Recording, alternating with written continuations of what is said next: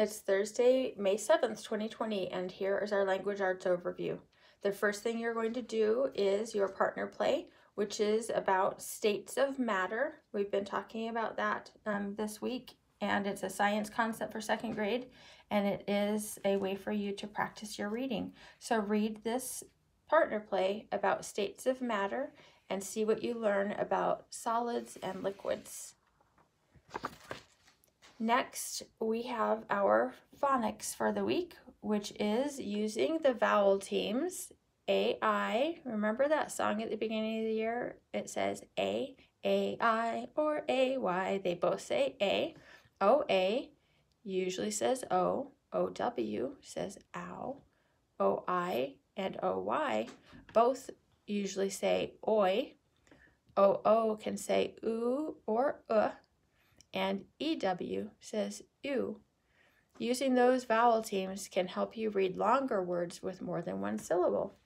Read each word, write the word from the box that has the same vowel team. Circle the letters in the vowel team. So since there are only 4 there, I'll do one with you. So toaster. Which other word has the vowel team OA? Look at those. There it is. Soapy. So it says circle the letters in the vowel team and then write the word that has the same vowel team. Soapy. And I'm going to circle the OA there also. So these are all 2-syllable words that have a vowel team in them that helps make it easier to read those words because you're looking for the vowel teams. Now here's another concept we've talked about a lot this year, and we're just going to practice it. The ending ER is added to an adjective to compare 2 nouns. The ending EST is added to an adjective to compare more than 2. Now, an adjective describes a noun. Make these spelling changes before adding an ending.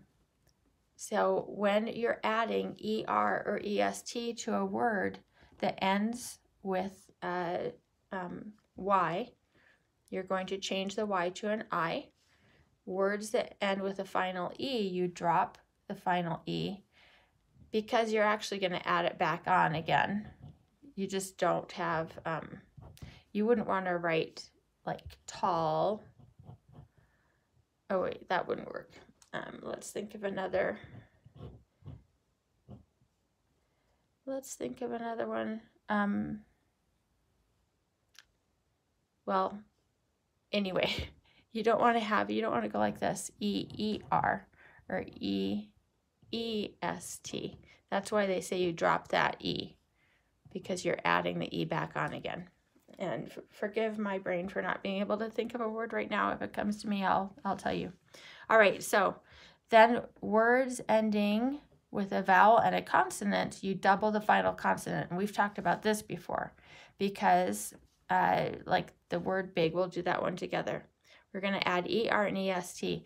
If you did not add another G to big, you would have biger, because all the other rules in English would change the sound of this word, because the E would be telling the I to say I, and the G with an E after it would say J instead of G.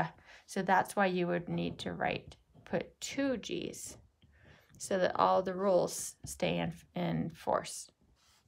So for this one, we just did, you will have big and big, another G, est. Look, slim has the same rule, doesn't it? You would have to follow the same rule because there is a vowel and only 1 consonant. Here's the one with the Y changing to I, windy. So you'll say windier and windiest. I'll write that first one so you can see. Windier. Change the Y to I. And we don't even have an example for the one where you drop the final E.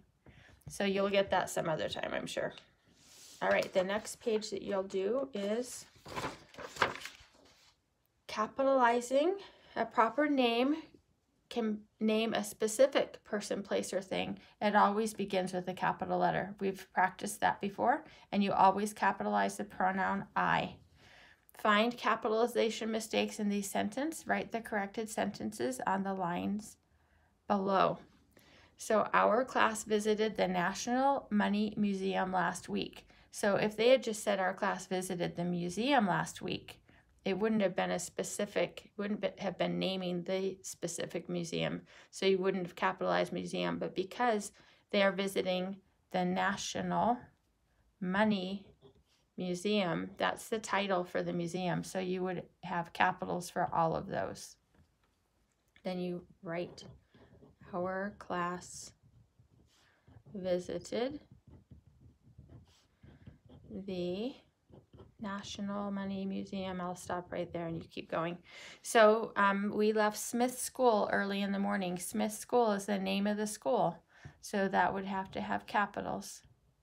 So I'm going to tell you, boys and girls, because there are so many of those, just write out 2 of your sentences, and then you can just add your capitals within the sentences.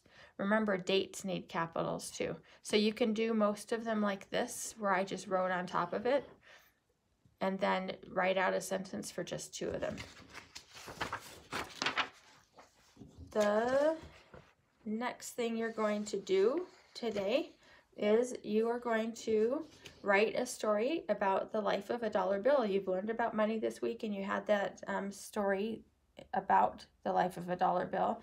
Today, you're going to imagine you're the dollar bill. Write about your life as a dollar bill. How were you made? Where were you used? Where did you go? So you can use your imagination and think of any story you want about you being a dollar bill. Remember to introduce the story by saying something like, one day I was turned into a dollar bill. And then you tell about how you were made and where you went